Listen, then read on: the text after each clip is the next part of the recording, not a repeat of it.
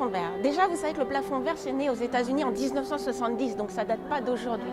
Et le plafond de verre, c'est cette espèce de chape au-dessus de nos têtes, nous les femmes, qui fait qu'on n'arrive pas à un moment donné de faire passer notre carrière à un autre niveau.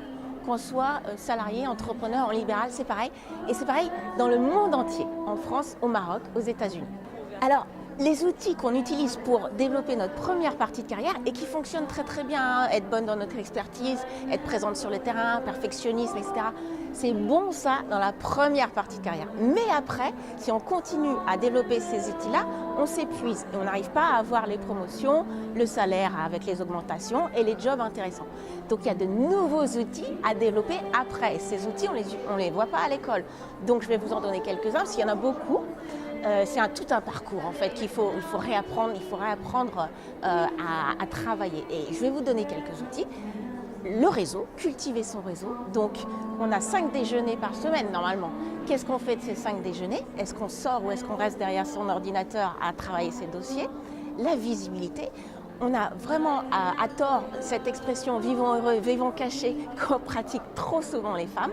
Il faut vraiment faire savoir dans sa deuxième partie de carrière, faire savoir plutôt de cultiver son savoir-faire. Il faut cultiver son faire savoir.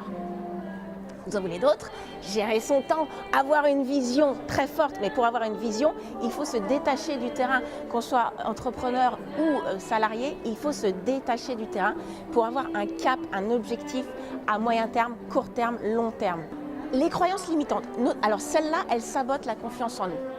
Alors je vais vous donner une astuce pour remonter instantanément la confiance en soi. C'est que savoir dire non. Entraînez-vous à dire non. Et vous verrez tout de suite, instantanément, votre interlocuteur vous regarder d'un regard différent en disant « Waouh, elle a osé me dire non » et vous allez sentir dans tout votre corps votre confiance en vous remonter. Évidemment, il y a tout un travail très en profondeur à faire pour la confiance en soi et enlever les autosabotages que l'on se fait. Mais il faut se rappeler quelque chose quand même. Au niveau de la sémantique, en France, un échec, c'est masculin. La réussite, c'est féminin. Alors si les hommes s'en sortent alors qu'un échec, c'est masculin, je pense qu'on doit pouvoir s'en sortir.